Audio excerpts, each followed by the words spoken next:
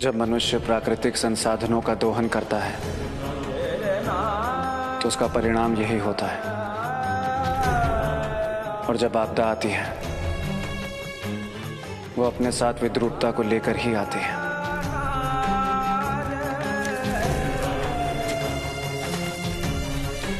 संभवतः उस किसान को अकाल की विभीषिका का ज्ञान नहीं है महादेव,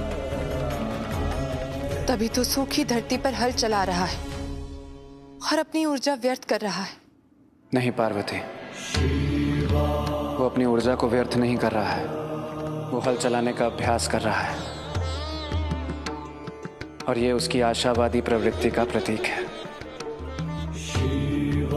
कि कल जब स्थिति समान हो जाएगी वो हल चलाना ना भूले।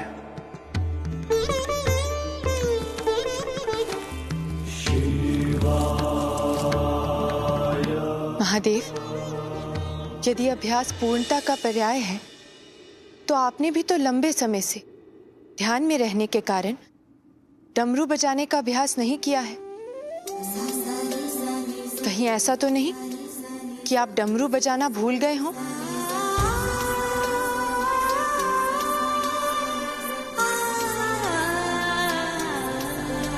महादेव, डमरू बजाइए। अब मैं समझा, मुझे ध्यान से निकालकर तो मुझे भ्रमण पर क्यों लाई हो। इस अकाल से मुक्ति के लिए मैं डमरू अवश्य बजाऊंगा ताकि वर्षा हो सके।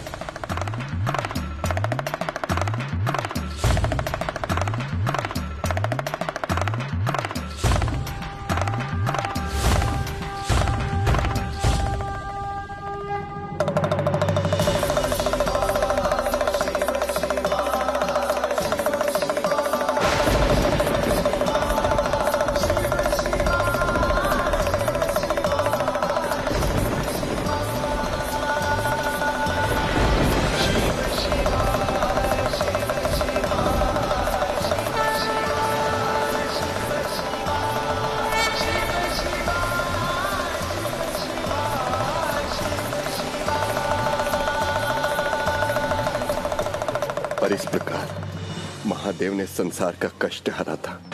अब आगे की कथा कभी और सुनाऊंगा। ठीक है,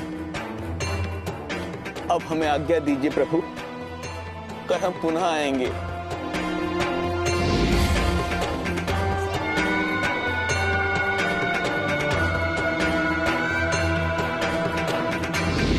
नारायण नारायण।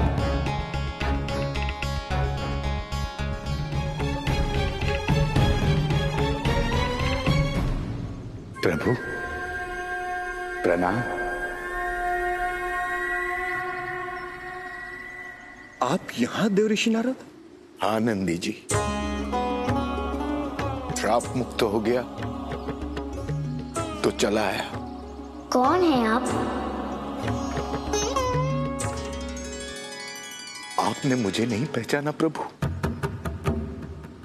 मैं आपका मित्र हूं प्रभु, मूड।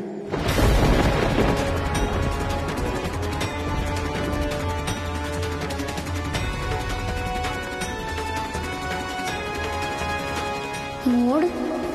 हाँ प्रभु, आपका मित्र मूड, जिस पर आपने इतने समय तक कृपा की, उसे अपना स्नेह दिया, इसका ऋण मैं कभी नहीं उतार पाऊंगा।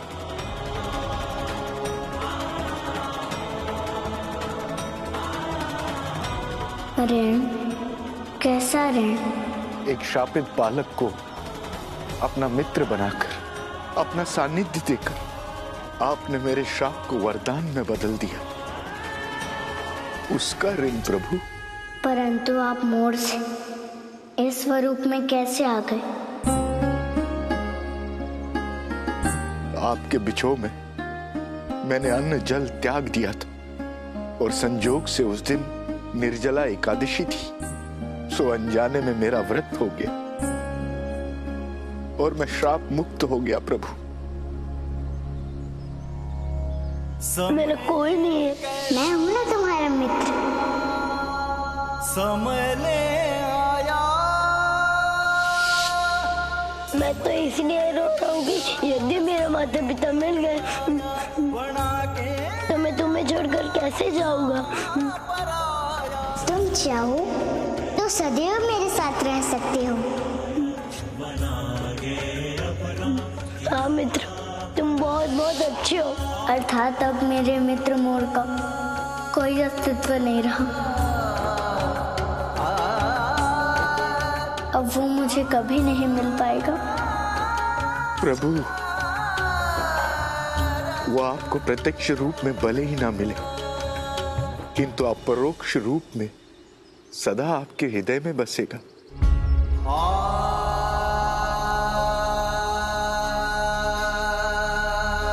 सत्य कहा अपने देवऋषि नारद, परंतु मुझे अपने मित्र को खो देने का अपार दुख रहेगा।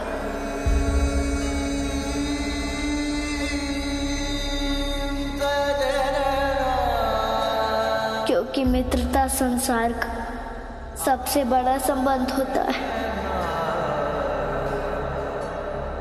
और उसे ही मैंने खो दिया।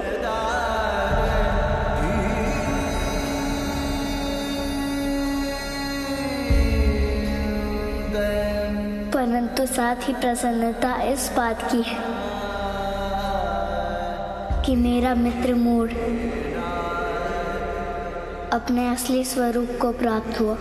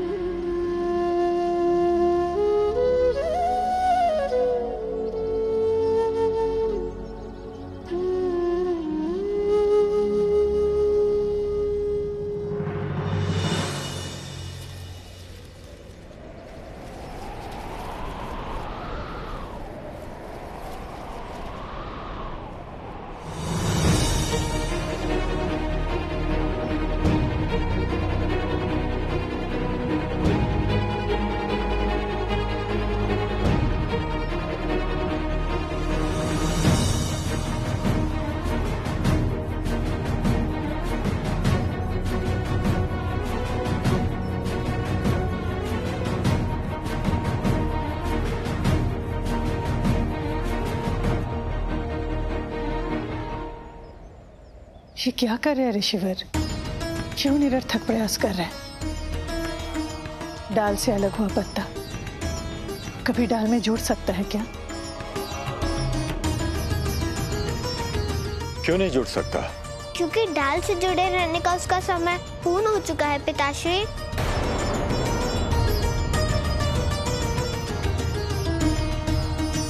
समय पूर्ण हो चुका है, तब तुम सभी मोड़ के लिए इस प्रकार दुखी होकर क्यों बैठे हो?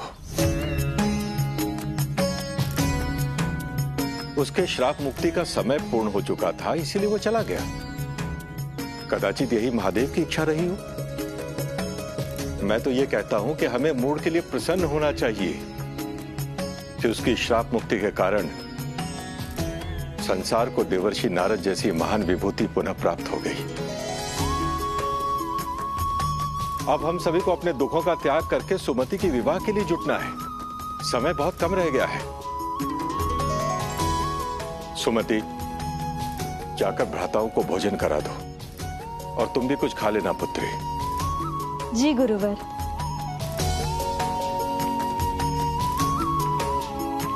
सब इच्छा है महादेव की, महिमा है महादेव की। इच्छा है महादेव की, महिमा है महादेव की। देवी, ऐसा प्रतीत होता है कि आपके तनाव का कारण केवल सुमति का विवाह नहीं है, कुछ और भी है। देखिए ना ऋषिवर, जिस तरह अचानक मूड हमें छोड़कर चला गया, किसी दिन इसी प्रकार शिव हमें छोड़ के चला गया तो। देवी, समय बहुत बलवान है। हम सब भी तो समय के वश में ही हैं। मैं वो समय आने नहीं दूंगी।